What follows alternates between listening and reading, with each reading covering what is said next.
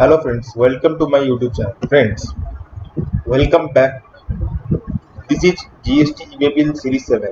आइए एक general question जो बहुत सारे लोगों की क्वेरी रहती है उसको डिस्कस करते हैं। क्वेरी क्या है? The query is e-way bill where principal supply of service is of service like works contract, catering, pandal, shamiana. मतलब कोई कॉन्ट्रैक्टर है जो पंडाल सामियाना के लिए कॉन्ट्रैक्ट देता है।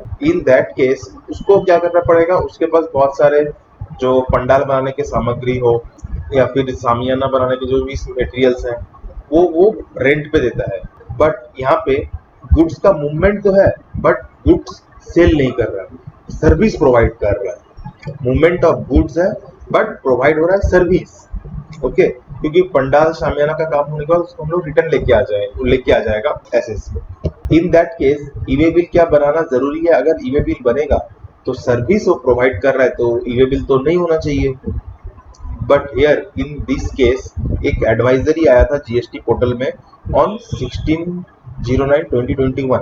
इसमें बताया गया था अगर आप गुड्स ट्रांसफर कर रहे हैं और works contract, catering, pandal, shamiana, in that case आपको एचएसएन कोड मेंशन करना पड़ेगा ऑफ द गुड्स आप जो ट्रांसफर कर रहे हैं।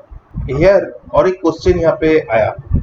द क्वेश्चन इज, अगर सोचिए हम एचएसएन कोड लिखेंगे ऑफ गुड्स का, देन जो हम तो लेकिन उनसे चार्ज क्या कर रहे हैं? सर्विस के लिए। सोचिए गुड्स का वैल्यू है 1,00,000 रुपया, तो पंडाल बनाने के लिए तो कोई 1,00,000 रुपया नहीं दे रहा ना, दे रहा है 10,000 रुपया, 20,000 रुपया। इन दैट केस तो मुझे क्या एचएसएन मेंशन करने के साथ 1,00,000 रुपया प्लस जीएसटी ये मेंशन करना पड़ेगा? नहीं, ये मेरा व्यू है। इसमें एडवाइजरी में मुझे जहाँ तक मिला है कि उसमें बताया गया था कि एचएसएन आप मेंशन करके ईवे बिल जनरेट करके गुड्स को ट्रांसफर कर सकते हैं।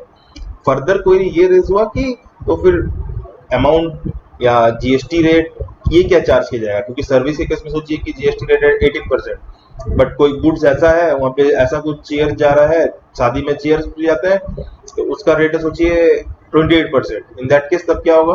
तो एक क्वेश्चन एक हम लोग को सोचना पड़ेगा, principal supply, place of supply का रूल क्या बताता है? जीएसटी का प्रिंसिपल रूल क्या है? इन अगर सोचिए कोई हम लोग बंडल ऑफ एक्टिविटी इन्हें सप्लाई कर रहे हैं, इन दैट केस जो मेन सर्विस है, main service would be treated as principal supply. यहाँ पे मेन सप्लाई क्या है? सर्विस प्रोवाइड करना। एचएसएन हम दे रहे हैं, एचएसएन कोड दे रहे हैं, बट मेन सप्लाई क्या है? सर्विस प्रोवाइड करना। तो मेरे हिसाब से टैक्स रेट या जो अमाउंट है वो प्रिंसिपल सप्लाई के बेसिस पे डिक्लेयर करना चाहिए इनवॉइस पे एंड ईवे बिल पे। इस पे आप लोग थोड़ा सा रिसर्च कर लीजिएगा। मैंने तो रिसर्च किया है, मुझे जो क्रक्स मिला मैं आपके सामने रख रहा हूँ। अगर कुछ क्वेरी है तो हम लोग डिस्कस करेंगे, कमेंट में आप लोग क्वेरी डालिए, हम लोग उसको डिस्कस करेंगे।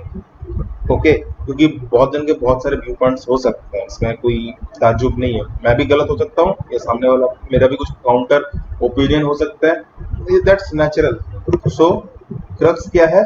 अगर कोई वर्क्स कॉन्ट्रैक्ट या कैटरिंग या पंडाल शामियाना के लिए गुड्स जा रहा है, हालांकि वो सप्लाई ऑफ सर्विस है, लेकिन ईवे बिल में एचएसएन कोड मेंशन किया जाएगा एंड प्रिंसिपल सप्लाई के बेसिस पे देखा जाएगा कि अदर एक्टिविटीज भी डिसाइड होंगे।